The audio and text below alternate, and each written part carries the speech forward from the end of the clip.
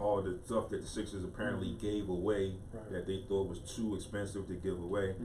But herein lies the problem, and this is one of the things that I mentioned before we went on our first break, that the Sixers can still do things in the off season and next year and the next few years to come. They can still make some decent moves. So in this summer or next year's draft, you start the 2019, which is what the year we're calling it. Sixers have their own first round pick. Okay. They have another first round pick. They're going back to the Kings and Boston trade. And Kings and Boston would get the better of the trade of this pick unless it's a number 1 overall. So if it turns out that this pick ends up to be the number 1 overall, the Sixers will retain that pick. So again, another number 1 pick along with their own a possible number 1 pick again, along with their own first round pick. Then they have 3 second round picks. Okay, that'd be crucial. One of those picks is the most favorable between Cleveland, Houston, and Orlando. Like I mentioned, that was in that Clippers deal. Okay, so that's possibly 2 first round picks and 3 second round picks, and the draft coming up. Okay, in 2020, they had their own first round pick. That was one of the ones that was traded away. But they still have 3 second round picks in the 2020. That was the Clippers deal, right? That was the Clippers deal. Now they still have 3 second round picks. So now we're looking at 6 second round picks in 2 years at least. That's almost like a number 1 pick, almost. Okay. Really? 2021, they have their own first round pick. And 2 second round picks. Okay. Loading up again. That's 8 second round picks. And this is one of the things that Elton Brand said. In 2 years, 2022, they have their own first round, their own second, and the second round from the Raptors. So y'all loading up. Okay. In 2023, the 5th year, they have their own first round pick, their own second round pick, and the second round pick from the Detroit Pistons. Y'all loaded. So 3 years. We're not short on opportunities, if you will, on possibilities. This thing can get even better down the line. By the time Golden State be out, So, and the beauty of it is, you still have your main core intact that you will be able to play. You will be able to pay because they are your players. So, the guys that you're bringing in are either in their prime or coming into their prime, and you're making it so these guys see what's going on here, see how this thing is going, and could possibly want to stay for the success. They see, like Elton Brand said, he sees the window of opportunity. The players see it too, you know, and I'm okay with them, Jimmy and Tobias, not worrying about free agency. You know, they're just focused on playing basketball. You know, I think it's a step in the right direction. Where now with this trade, now you have Brett Brown beginning to tell Jimmy Butler and remind Jimmy Butler, yo, look, you're a star too. You can get us a bucket. If you have a shot, you do it. Do what you need to do. You know, because he was kind of still trying to feel his way in with the new guys. But we need everybody. If everybody's rolling, everybody's getting some cohesiveness, this thing could be something. And I'm going to get into you know, the standings and everything in a minute, but I want to talk about the game yesterday before we get into the big AD talk. And this is going to lead us right into what should have been the biggest talk of free agency. The weekend. But like I said, the game yesterday ended up being a blowout. Oh boy. And I was talking to my uncle off and on yesterday during that game. He a Lakers fan? No, he's a Sixers fan. Okay. But we were just talking basketball. You know, we took the fandom out of it. We were talking basketball and what was going on and how things were playing, how that game was being played starting out. And he mentioned about Kyle Kuzma. So I'm going to get to the Lakers box score first.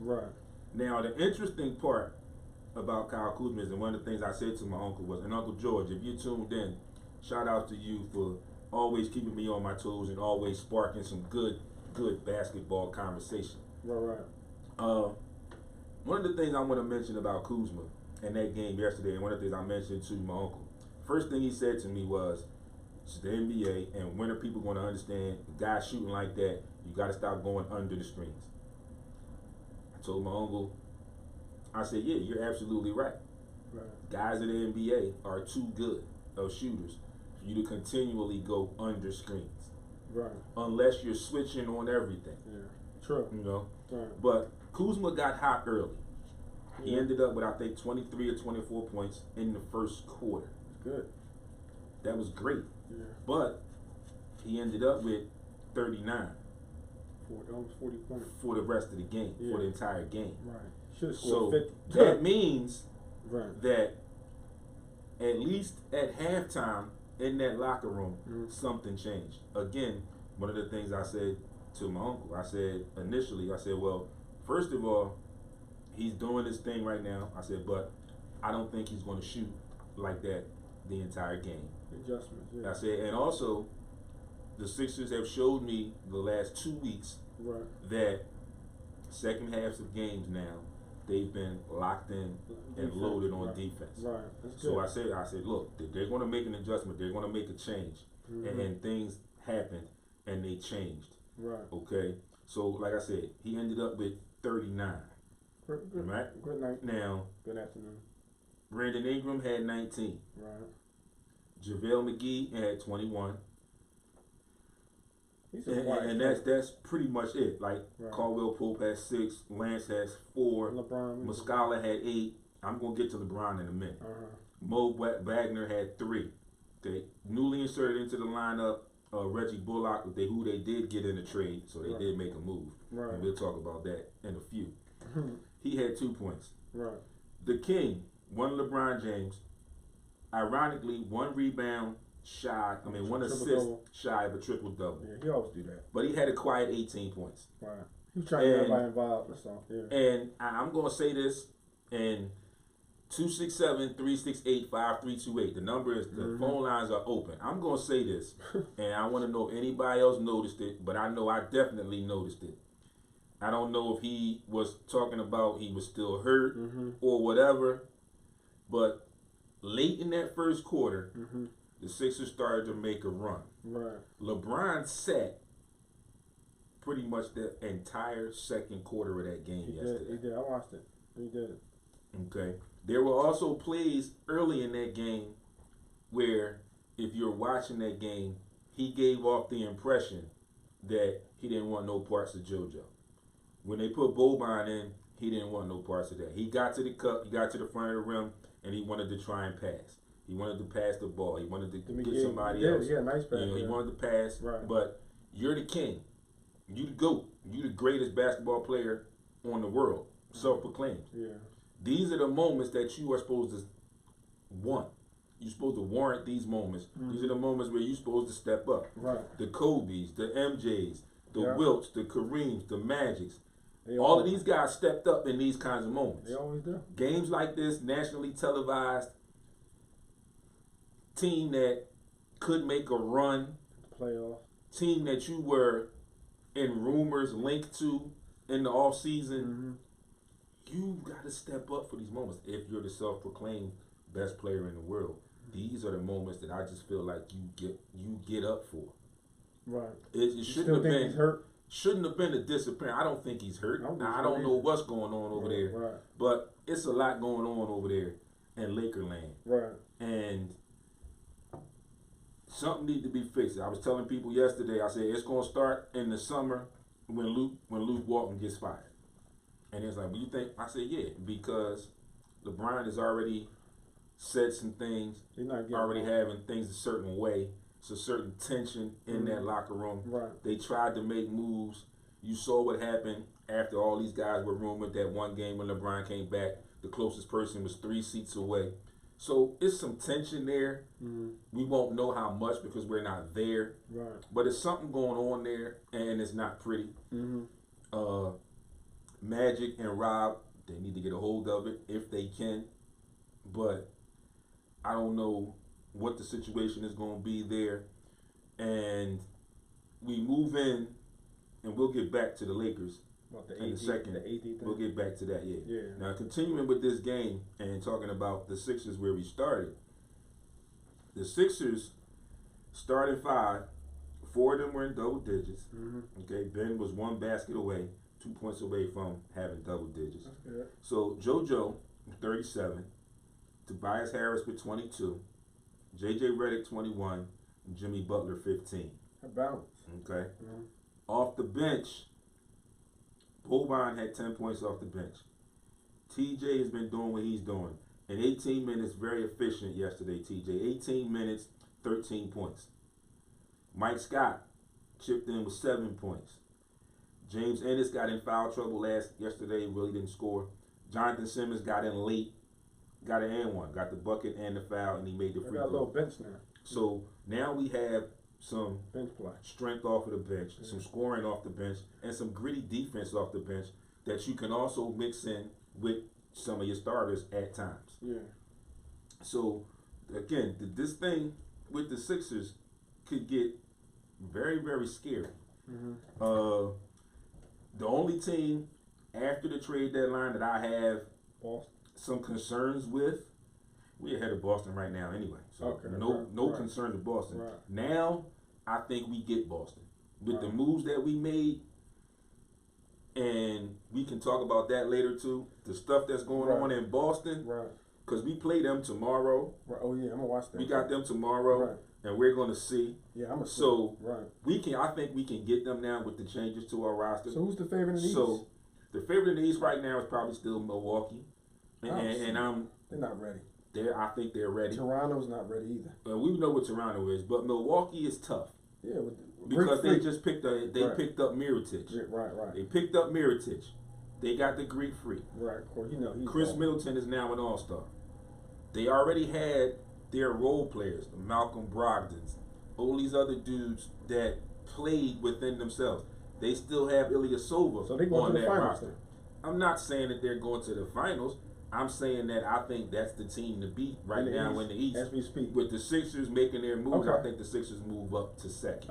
Right now. Right. As teams to beat in the East. I had the third. After this, I still have the third. Because the Pacers are who they are. They signed Wesley Matthews, but they don't have their best player. Right. So they're liable to take a nosedive. Like I said, Toronto, we know what Toronto is. They got Marc Gasol, but Marc Gasol's got a lot of basketball miles. Yeah, he do got a lot. Still can't do anything with JoJo. Yeah. And now you got to bang against JoJo and Boban. Yeah. So it's a lot of bang. It's a lot of bang going on down there. Yeah. And JoJo is a monster. He can kill a lot of people won't admit it. Yeah, he is a monster. He's a problem, a major problem. Yeah, he is. One of the best. He should be in any conversation right now. Yeah. He should be top 5 in the NBA in any conversation right now. Then he should be MVP. I'm talking. I can't say MVP. He should be in the conversation. That's what I'm saying. Conversation. Definitely should be in the conversation. Greek Freak. Yeah, right. He should definitely be in the in the MVP conversation. Yeah, me too. Right now. I like you. Definitely. So we go back. We backtrack, and I want to get into the Lakers. Oh boy. Okay. I also made another notation yesterday while watching the game, and it takes me back. I go back to Friday's game, right? When we beat Boston, upset Boston. Not even. I'm going back to Friday's Sixers game when they played Denver, the first game after the trade, and I look on the sideline and I see Rich Paul. My first thought is, wait, why is Rich Paul here at a Sixers game against the Denver Nuggets? That don't make no sense. Makes no sense. Yeah. Then I remember, got a client on the Sixers, Ben Simmons. And then I also remember the Lakers were coming in town. Right. Lakers were in town on Sunday. Right. All the news and everything. Then I look up and I see Magic. Irving. And one of the things I said to my uncle in our conversation too, I said, when does a GM travel with a team at this point in the season, this stage in the season? You know, the only person I know that does that is an owner, and that's Mark Cuban, who pretty much tries to be every game. Yeah. But GMs usually come out prior to trade deadlines to see what's going on. Right. But now the Sixers have made a move. Lakers whiffed on their move. What you think's going on? On their attempt. Now it's been put out that Magic is saying that Ben Simmons wanted to talk to him, get info, get pointers on being a big guard. I can see that because I can understand Ben wanting to be better at that position because he's now going to be a guard. Right. But you looking at Ben? You have to watch. And nobody said he's looking at him. I'm sorry. He's asking him for information on playing the big guard spot. Okay. But you also have to be careful with their track record. Mm-hmm.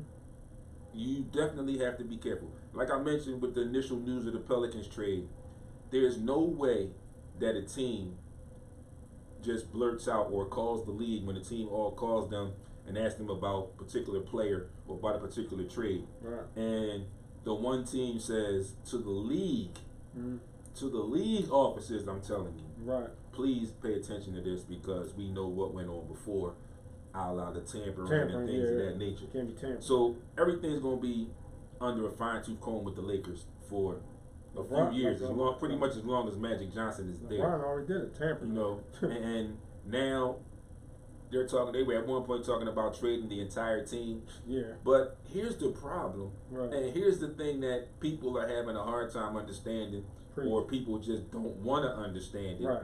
It's the same thing I said in the Kawhi Leonard situation, people. Right. He is under contract. Right.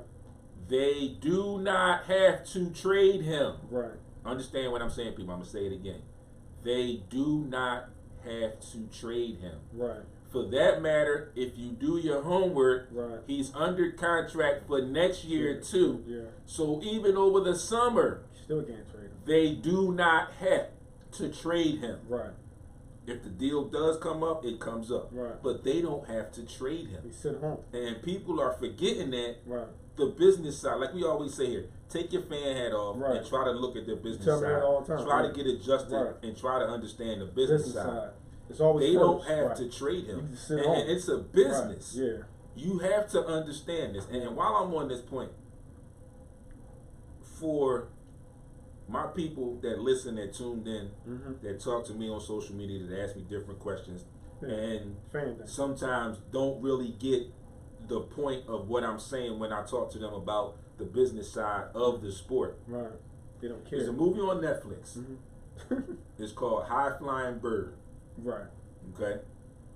It is a movie about an NBA player and an agent who end up getting caught up in an NBA lockout. Right. And they're struggling to make money, struggling to stay afloat.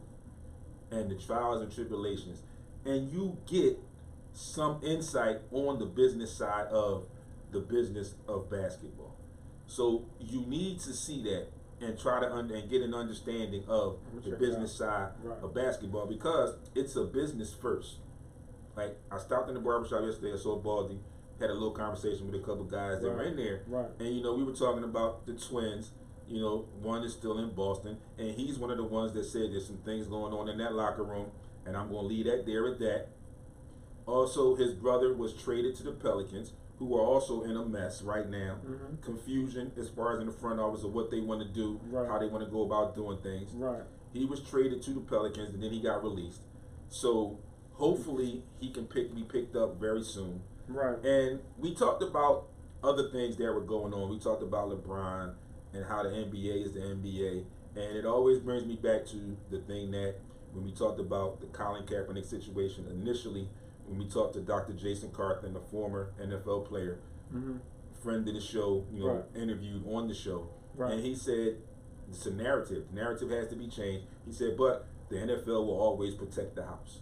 They're always going to protect the house. And I said the same thing about the NBA. They are going to protect themselves. Yes. Okay? So we got into this thing about LeBron and him messing up teams and, if you will, or trading teams or requesting to have certain people be brought into certain teams and things of that nature. And, you know, one of the gentlemen that was there was like, yeah, when they didn't do nothing about it. And I said, herein lies the problem. And this is what people forget or people overlook or take for granted. LeBron James puts money in the seats. Fanny's in the seats. Ultimately puts money in the NBA's pocket. You know that. So he's going to be allowed to toe that line. A little bit, yeah. He's the best player in the world. If he gets close enough to that line, because he fills the seats, he brings in revenue, they'll get him and say, look, you getting close. Slow it down a little bit. Anybody else, like an Anthony Davis, who also puts fannies in the seats, puts money in the buildings, gives them NBA money. He can't do that. Not as big a star in their eyes as LeBron. He got fined. Right. Okay. So again, they will protect the house. If it's somebody that's going to bring in revenue, they're the boss. They're going to continue to bring in their revenue at At any cost. And like I said, if it comes to the point where he destroys a franchise, which it looks like from the outside looking in, LeBron, that there's a possibility that there could be a mess in LA for years to come. You think so? Yeah. If it goes the way he wants it to go, or he tries to make it go, it could be a lot of problems going on in there for the next 4 years to come. And before we take this next break, people, you also have to understand what he's doing now. It's been going on forever, but now they want to call it tampering and this, that, and the third. But like you said, now it's a different state of athlete, where these athletes now are saying, I'll put a trade clause in, but if you trade me, you got to trade me to a contender or a team that's on the rise or whatever. Back in the day, you went to the team, your agent went to the team and told you wanted to be traded. They traded you to one of the worst teams or wherever they could find you to offload you. That's where you went. And you went there and you played or you didn't play. Period. Wasn't none of this, I'm going to sit out. All right, I'm going to come back and play. No, I'm not going to play. None of that. Or I want to be traded, but I only want to be traded to these 3 teams. Wasn't none of that back then. You ain't an option. But again, it's all about the money. It's a lot more about the money. The NBA, again, is going to protect the house. Going to keep continually bringing in that revenue. 11:50, 10 minutes to the noontime hour. People, go get your lunch. Don't go outside. Rainy and snowy outside. So, but if you do go outside, be careful. Get your lunch. Get back to us. We're going to take a quick break. On the other side, we are going to continue this Lakers talk. We're going to continue this NBA talk. And we're going to try and get you broken down and get you caught up on everything NBA and everything that went down in the trade deadline. And we'll try to get to some of that Boston Celtics stuff, because there's some issues going on in there. And again, we will recap and bring back up and get back to this Anthony Davis Lakers situation. SportsRap, Heat 100 Radio. Do you ever think